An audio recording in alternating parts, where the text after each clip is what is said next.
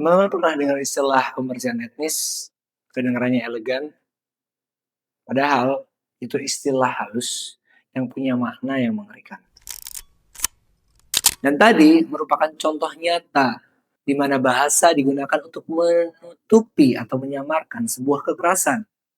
Dan kalau kita nggak sadar, kita bisa jadi orang yang ikut menormalisasikan kebohongan lewat kata-kata yang terdengar indah. Dalam linguistik, istilahnya disebut eufemisme. Cara untuk menghaluskan kata biar nggak terlalu kasar. Seperti kata mati yang kita biasa gunakan jadi meninggal dunia. Nah, itulah eufemisme. Tapi dalam politik, eufemisme punya posisi yang lebih strategis. Misalnya, pemutusan hubungan kerja yang artinya dipecat. Lalu, dampak kolateral yang artinya korban sipil. Dan relokasi penduduk yang bisa jadi artinya penggusuran. Nah, bahasa-bahasa disebut mungkin digunakan untuk mengaburkan atau mengontrol persepsi kita sebagai masyarakat.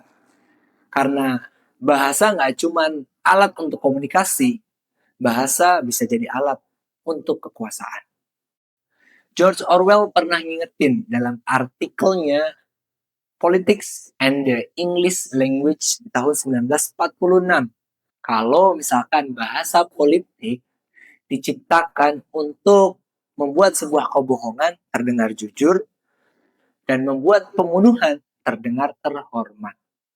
Contoh jelas di dunia modern, mungkin kita bisa lihat, misal ada sebuah pemerintahan yang bilang penertiban kawasan. Kita jadi nggak berpikir bahwasannya itu adalah penggusuran. Lalu, misalkan ada suatu militer bilang terdapat dampak kolateral. Kita jadi nggak terlalu mikir kalau misalkan bisa jadi anak-anak yang menjadi korban dalam peristiwa tersebut. Disitulah bahasa digunakan sebagai sebuah tameng, bukan untuk rakyat, tapi untuk melindungi kekuasaan. Hal-hal tersebut bisa kita lihat lewat dua teori, yaitu framing theory dan juga critical discourse analysis.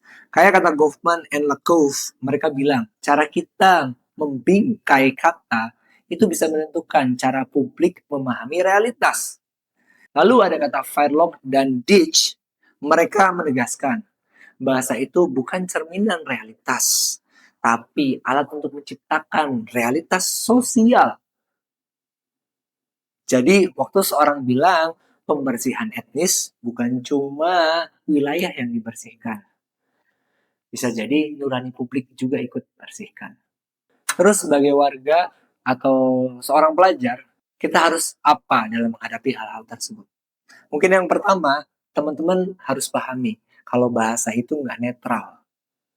Jadi kalau ada istilah yang terlalu indah buat hal yang buruk, maka kita patut berhenti dulu dan mikir, kenapa bahasa tersebut digunakan.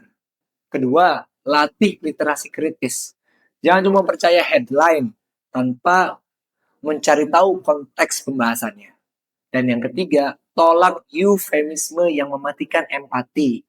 Kalau kita terlalu terbiasa dengan istilah-istilah yang dibungkus dengan indah, kita bisa jadi kehilangan kepekaan terhadap realitas yang sesungguhnya.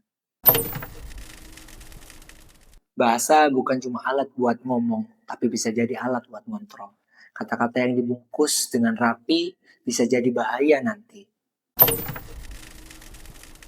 Kita nggak bisa cegah orang berbohong, tapi kita bisa mempelajari ketika sebuah kebohongan dibungkus menjadi sebuah keindahan. Karena kejelasan bahasa sama dengan kejujuran dalam berpikir.